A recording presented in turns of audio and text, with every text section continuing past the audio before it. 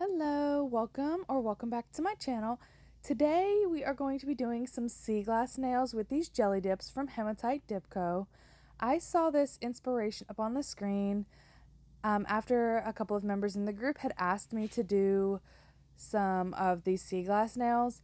I just put on some fresh stiletto tips and I'm going to be using the hematite liquids as well. These are the new bottles. They are not really, the order she got wasn't really, I guess you could say, wasn't good. There was an issue with it, I guess you could say. So the bottle on the left is the bottle that I had as a tester, and the bottle on the right is what it will currently be. So, sorry about that. Now we're going to go ahead and get into some of the supplies I'm going to be using. These are Dipcup Liners. I'm going to pour all of the dips out since I'm going to be doing an ombre. The fishtail brush, duster brush to dust off any of the excess powder. And then I wasn't sure which fluffiness of a brush I was going to use, but these are the three that I have. These are the Wet n Wild ones. I can get them for less than $1 on Amazon or the Dollar General or something like that. I left that in because it just shows y'all how I kind of was trying to stay in camera, in frame, and figure out how I was going to do everything. So here are the colors. I chose to do blue, yellow, green, orange, and orange for the colors of the Seaglass because that's what I saw in the picture. And all of these dips are from her jelly collection that she released. They are awesome. You can get full coverage in 3 dips, but since I was going for more of like a sheer look, I ended up actually doing just 2 dips on each nail, and then I added a matte top coat, and it looks absolutely gorgeous at the end. So with this ring finger, I wanted to do like an ombre, so it was like a mixed Seaglass type look. I wasn't really sure what I was going to do until I kind of got started. So I just I'm using the same brush. I decided to use the one that was the least amount of fluff so I could kind of control the powder a little bit better. And then all I did was I tapped a little bit on random spots with no rhyme or reason at all. And then onto the left of me, I have a paper towel where I just knocked off the excess powder to like avoid contamination as best as possible with all of the colors.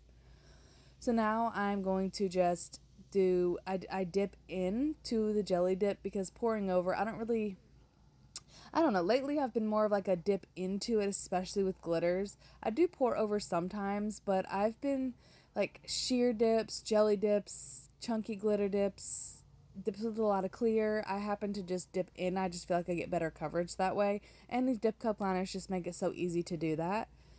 Now, I'm just going to put the single color on the rest of the nails. So I'm going to do a full green nail, a full yellow nail, and a full orange nail. But I am also going to do a second layer on everything because the second layer just gives it that pop that it needs. It's more really translucent. It's almost transparent with just the one layer, and I wanted a little bit deeper of a look. So as you see, like underneath after this, you can't really see it as much as I had wanted with the ombre. So I went ahead and I did a second layer. Now, I didn't do reverse order like I usually do because I really didn't want the yellow and the orange to like pop super bright. I just wanted them to be really subtle. So I just went in with the same order I did the first time. The blue, the green, the yellow, and the orange. And it actually looked really, really good at the end.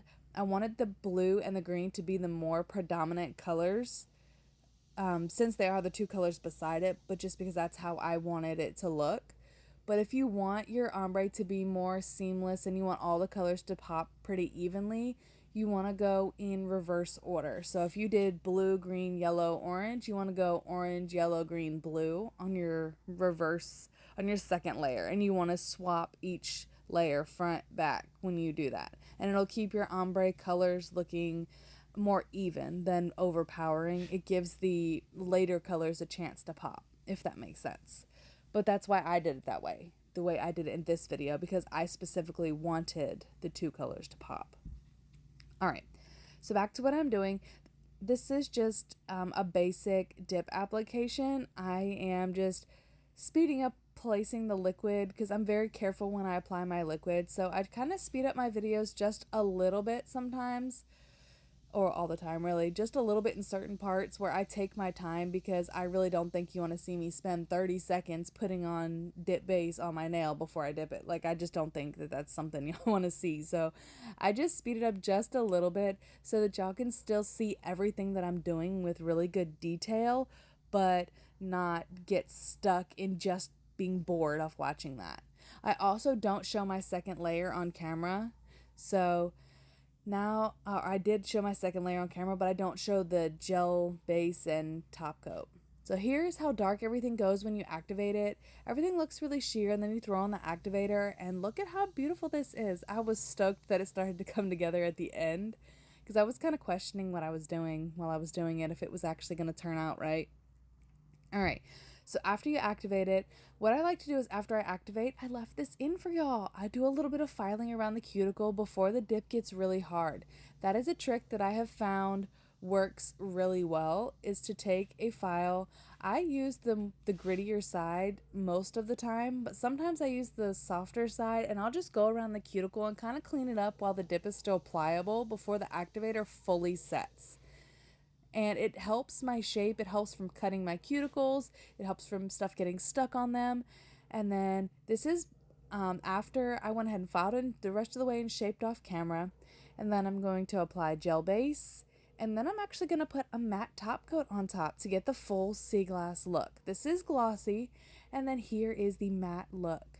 And I'm just going to throw some cuticle oil on there because that always helps. And we're going to ignore the pinky.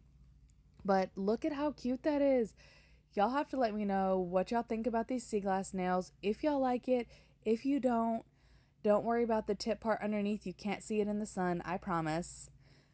But check out these pictures. I hope y'all have a wonderful rest of your day. Thank you so much for spending time with me, and I will catch y'all in the next video.